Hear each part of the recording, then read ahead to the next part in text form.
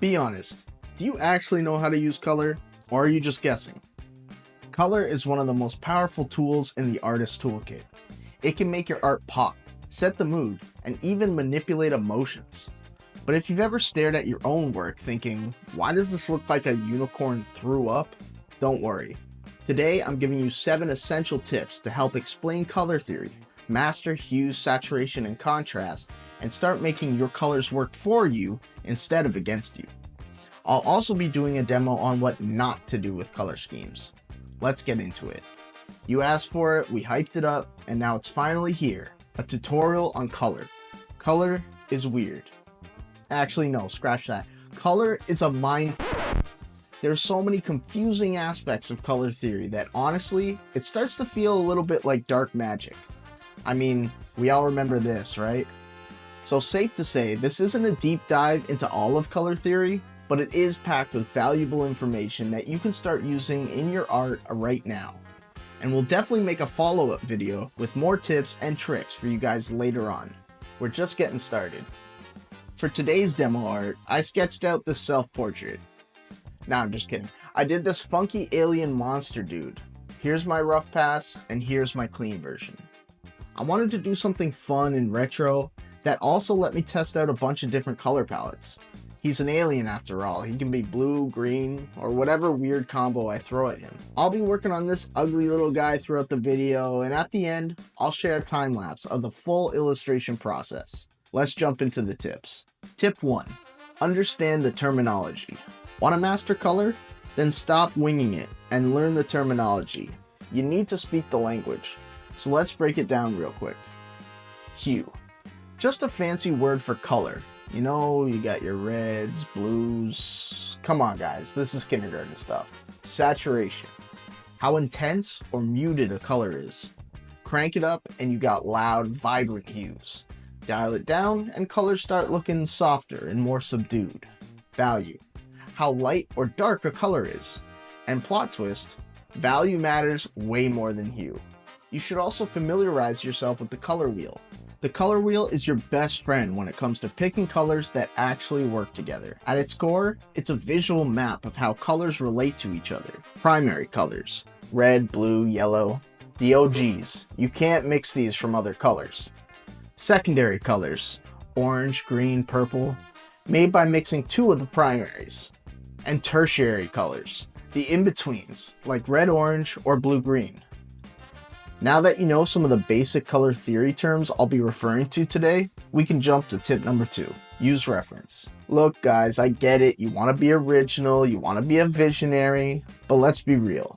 Trying to color from memory is like assembling IKEA furniture without the manual. It's just not going to happen. So instead of guessing, study artists who actually nail color. For instance, Marie Severin, queen of vibrant, bold color choices. Coupe, saturation and contrast on steroids. Jim Flora, chaos, but in the best way. Great artists don't just pull color schemes out of their butt cheeks, okay? They study, experiment, and adapt. You should too. Tip 3. Understand color temperature. Colors have temperature, and you need to know how to use them if you don't want your art to feel like a bad acid trip. Unless that's your vibe, man, which in that case, rock on, dude. Warm colors are reds, oranges, yellows. They represent energy, excitement, possibly even danger. Cool colors are blues, greens, purples. They're calm, mysterious, maybe even a little eerie.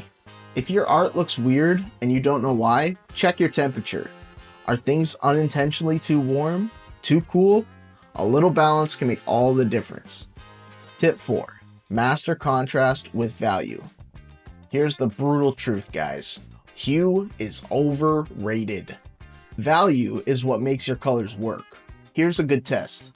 Turn your image into black and white. You can do this by adding a blank black layer above your art and setting the blending mode to saturation.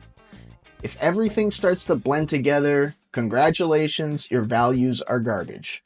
But if the contrast holds up, your colors will work no matter what hue you use. You can color a whole piece in shades of dirty swamp green, and as long as your values are strong, it'll still look good. Tip 5. Use the 60-30-10 rule. Bad color harmony is killing your art. Luckily, there's a fix for that. The 60-30-10 rule. 60% should be your dominant color. It sets the overall mood. 30% should be a secondary color. It keeps things interesting. And 10% should be your accent color. It's tiny but mighty. This rule keeps your colors in check so your piece doesn't look like it just came from a late 90s website. Tip 6. Use saturation wisely. If your art looks like a Skittles commercial on steroids, you've officially lost control. If everything is saturated, nothing stands out. This is pain. Instead, use high saturation to highlight focal points and keep background elements more muted. That way, the viewer's eye knows where to look instead of feeling like they just got stoned and went into a candy store. Tip 7. Get to know color schemes. Stop throwing random colors together and hoping for the best. Use these foolproof schemes instead. Complementary. Opposites on the color wheel. High contrast and high drama. Analogous. Colors that are next to each other. This is smooth and easy on the eyes. Monochromatic. One color, different values. Minimalist, stylish, kinda moody. And triadic. 3 evenly spaced colors. This is balanced and bold. These aren't the only color schemes out there. There's a ton of ways to combine different hues and values. And once you understand these, color stops feeling like a lucky guess and starts to feel intentional. Mistakes to avoid. Now that I've told you 7 essential color tips, let's see what happens when you totally ignore my advice, go rogue, and make a bunch of mistakes. It's not gonna be pretty, guys. I'm going to show 3 different versions of this artwork with bad color choices.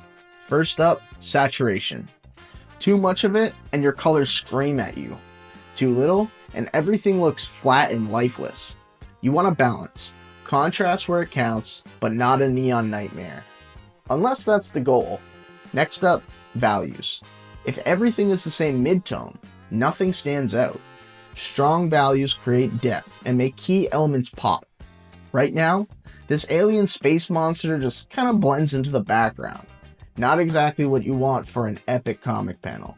And finally, mood. Colors set the vibe. If you're drawing a terrifying space creature, but the colors look like it came from a cheerful children's book, the impact is lost. Think about how your colors support the story, because trust me, they should. Now let's look at the art with some similar color palettes, but using correct color choices. You see the difference? Nailing your colors isn't just about what looks cool, it's about clarity, contrast, and mood. Get those right, and your art will definitely hit harder. Alright guys, now that I've helped clean your souls of those bad color choices, it's time for me to actually pick a color scheme and finish this art. Let's go.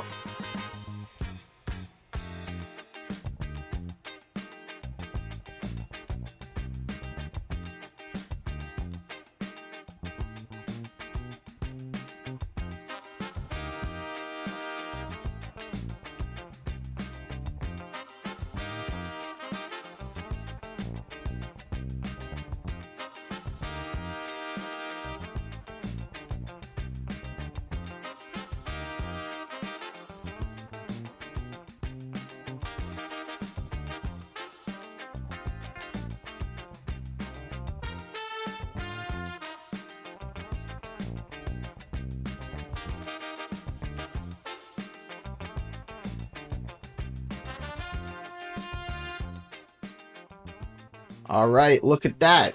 Pretty cool, right? See guys, color doesn't have to be intimidating. If you focus on value, contrast, and balance, your color choices will improve drastically. If this video helped you understand color just a little more, drop a like and maybe a subscribe. It means the world to us guys, and tell us in the comments, what do you want to see in the next video? Let us know. I'll see you in the next one, and happy creating.